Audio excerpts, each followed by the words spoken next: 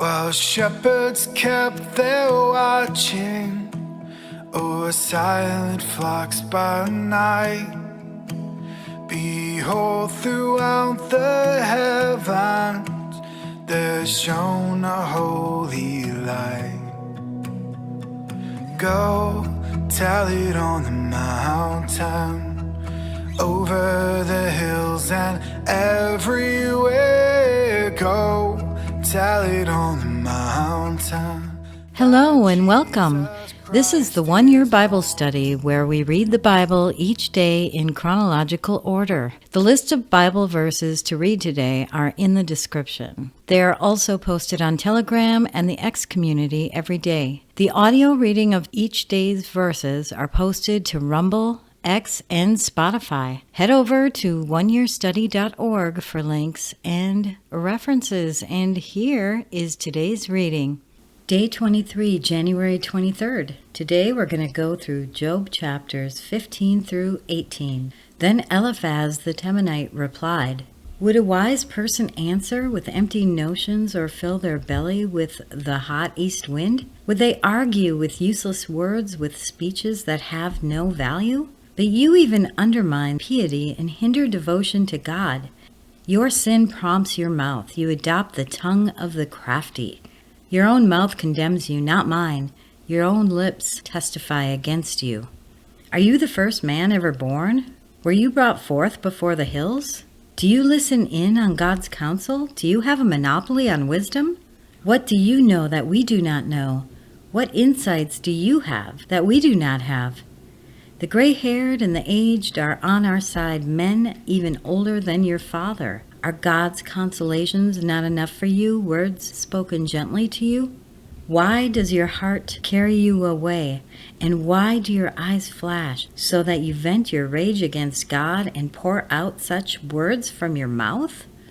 What are mortals that they could be pure, or those born of a woman that they could be righteous? If God places no trust in his holy ones, if even the heavens are not pure in his eyes, how much less mortals who are vile and corrupt, who drink up evil like water? Listen to me, and I will explain to you. Let me tell you what I have seen, what the wise have declared, hiding nothing received from their ancestors, to whom alone the land was given when no foreigners moved among them. All his days the wicked man suffers torment, the ruthless man through all the years stored up for him. Terrifying sounds fill his ears. When all seems well, marauders attack him. He despairs of escaping the realm of darkness. He is marked for the sword. He wanders about for food like a vulture. He knows the day of darkness is at hand. Distress and anguish fill him with terror. Troubles overwhelm him like a king poised to attack, because he shakes his fist at God and vaunts himself against the Almighty, defiantly charging against him with a thick, strong shield. Though his face is covered with fat and his waist bulges with flesh, he will inhabit ruined towns and houses where no one lives, houses crumbling to rubble. He will no longer be rich, and his wealth will not endure, nor will his possessions spread over the land. He will not escape the darkness. Flame will wither his shoots, and the breath of God's mouth will carry him away. Let him not deceive himself by trusting what is worthless, for he will get nothing in return. Before his time he will wither, and his branches will not flourish. He will be like a vine stripped of its unripe grapes, like an olive tree shedding its blossoms. For the company of the godless will be barren, and fire will consume the tents of those who love bribes. They conceive trouble, and they give birth to evil. Their womb fashions deceit." Then Job replied, "I have heard many things like these. You are miserable comforters, all of you. Will your long-winded speeches never end? What ails you that you keep on arguing? I also could speak like you if you were in my place. I could make fine speeches against you and shake my head at you. But my mouth would encourage you. Comfort from my lips would bring you relief. Yet if I speak, my pain is not relieved, and if I refrain, it does not go away. Surely, God, you have worn me out. You have devastated my entire household.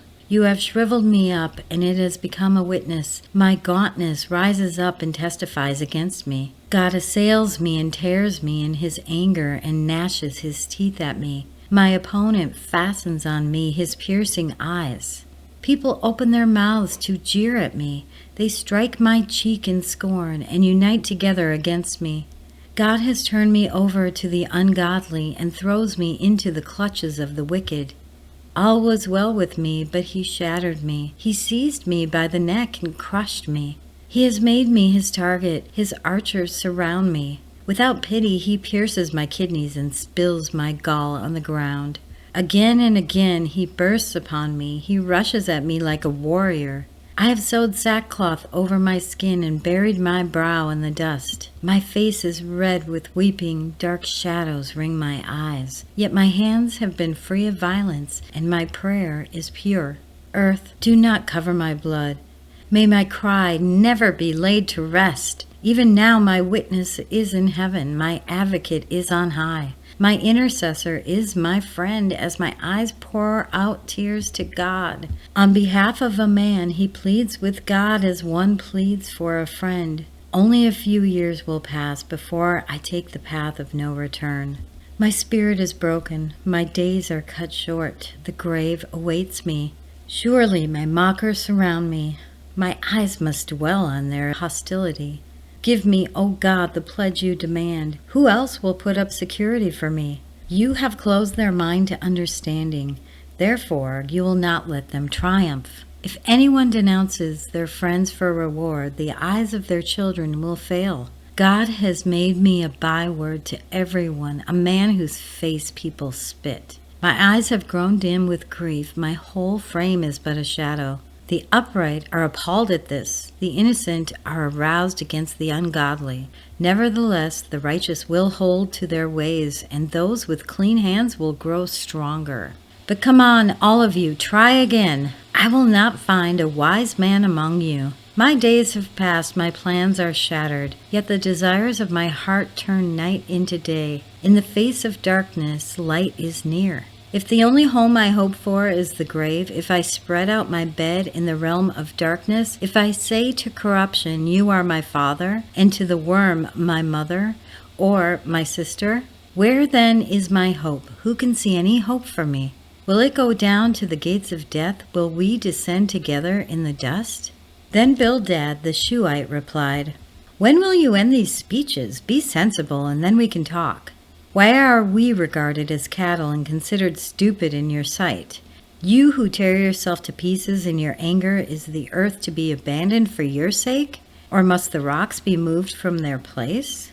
The lamp of a wicked man is snuffed out, the flame of his fire stops burning. The light in his tent becomes dark, the lamp beside him goes out. The vigor of his step is weakened, his own schemes throw him down. His feet thrust him into a net, he wanders into its mesh. A trap seizes him by the heel, a snare holds him fast. A noose is hidden for him on the ground, a trap lies in his path. Terrors startle him on every side and dog his every step. Calamity is hungry for him. Disaster is ready for him when he falls.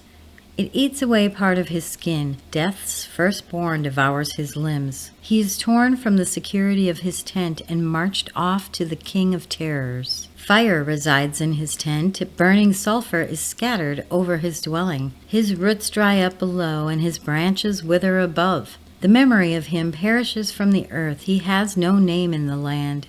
He is driven from light into the realm of darkness and is banished from the world. He has no offspring or descendants among his people, no survivor where once he lived. People of the west are appalled at his fate. Those on the east are seized with horror. Surely, such is the dwelling of an evil man. Such is the place of one who does not know God.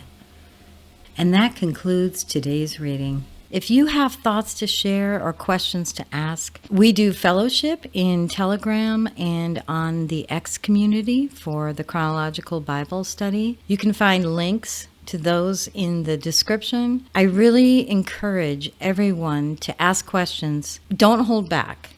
No question is silly or stupid, and we're all learning. We're learning together. We want to help each other. We want to build up that fellowship. Thank you so much for listening to today's reading, and we will be back tomorrow with our next one. Have a blessed day, my friends. While shepherds kept their watching over silent flocks by night, behold, throughout the heavens there shone a holy light. Go tell it on the mountain, over the hills and everywhere.